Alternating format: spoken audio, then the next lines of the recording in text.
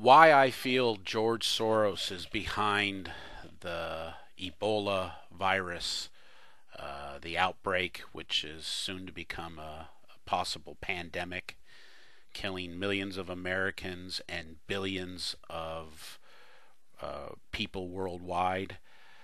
I want to point out this article right here by the name of Peter Piot. I hope I pronounced that correctly. He he was the one that first discovered it back in 1976, and it's kind of interesting because the process he went through to detect it. This virus is now only ever experimented in these highly sophisticated laboratories. He basically got these vials from a thermos that were broken. So how he didn't catch it and die, who knows? But this article is really good. I want to point out one specific section, and I'll tell you why I feel that this virus has been altered. But let me show you this picture right here. This is kind of an alarming picture. This young girl here, she's being taken away to an Ebola clinic, which unfortunately is where she'll probably end up dying. Now, if you can imagine, if you live in these villages here and you see these space-suited people come and taking these little kids and adults away, only to never return, you can assume you believe they are the ones that are spreading the disease. But it's truly a terrifying ordeal for these people, and unfortunately, as you will see, Ebola has kind of become the great white shark of the virus world. It is such an efficient killer. It's such an efficient killer, it actually is detrimental to its spreading. So let's get down to the nuts and bolts here. Please read this whole article; it's really good. But it's done in an interview section. The interviewer asks, "The virus is continually changing its genetic makeup. The more people who become infected, the greater the chance becomes that it will mutate." The researcher responds, "Which might speed its spread." Yes, that really is the apocalyptic scenario. Humans are actually just an accidental host for the virus, and not a good one. From the perspective of a virus, it isn't desirable for its host, within which the pathogen hopes to multiply, to die so quickly. It would be much better for the virus to allow us to stay alive longer. Could the virus suddenly change itself, that it could be spread through the air? Like measles, you mean? Luckily, that is extremely unlikely. But a mutation that would allow Ebola patients to live a couple weeks longer is certainly possible and would be advantageous for the virus.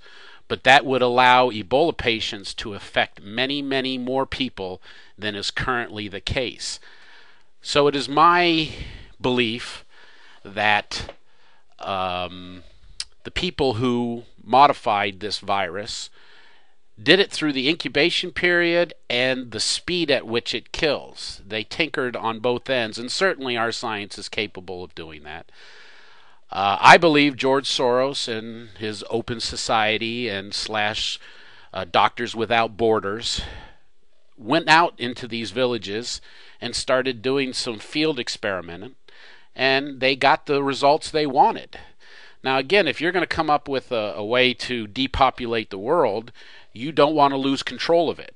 And certainly if Ebola was to mutate to an airborne virus, it would be uncontrollable. So what they have is a very efficient killer that would depopulate the planet, and one for which they know how to keep it from staying within the box. So that's why when I see the president going out there and putting military, who are used to fighting soldiers and terrorists and killing people, all of a sudden they're just going to go out there and handle blood specimens. Well, they're actually handling the killer itself. They're asking them to fight on a field for which they have no experience. You don't send military to fight a virus.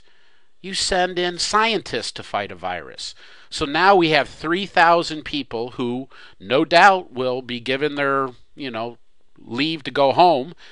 Will they incubate them? Will they put them in a area? Probably not. They'll say, "Oh, you have no temperature. Go back to the United States and settle into your hometown of Iowa, Wisconsin. You pick a city."